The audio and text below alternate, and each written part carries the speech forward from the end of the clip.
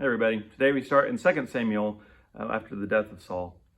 After Saul's death, when David had returned from defeating the Amalekites, he stayed in Ziklag 2 days. On the third day, a man showed up from Saul's camp with his clothes torn and dirt on his head. When he reached David, he fell to the ground, bowing low out of respect. "Where have you come from?" David asked him. "I have escaped from the Israelite army," he answered.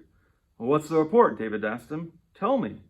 The man answered, "The troops fled from the battle. Many of the soldiers have fallen and died. And what's more, Saul and his son Jonathan have also died."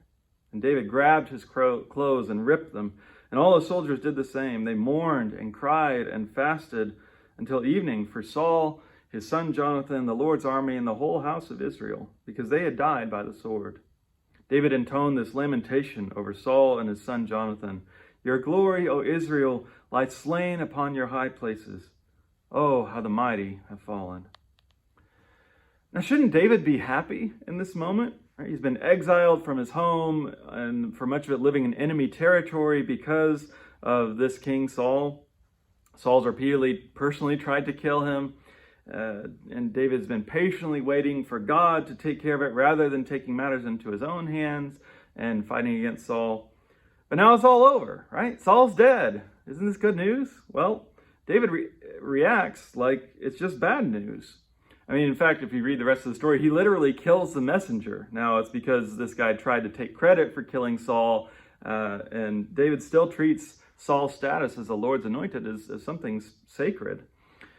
And, it does make sense that he's mourning Jonathan, his dear friend, as well as all the soldiers who were killed.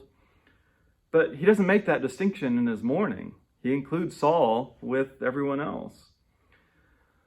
So maybe let's make this personal. Who's somebody that you have a complicated relationship with? A parent who disagrees with your choices? A formerly close friend who now won't speak to you? A mentor or spiritual leader who betrayed your trust somehow?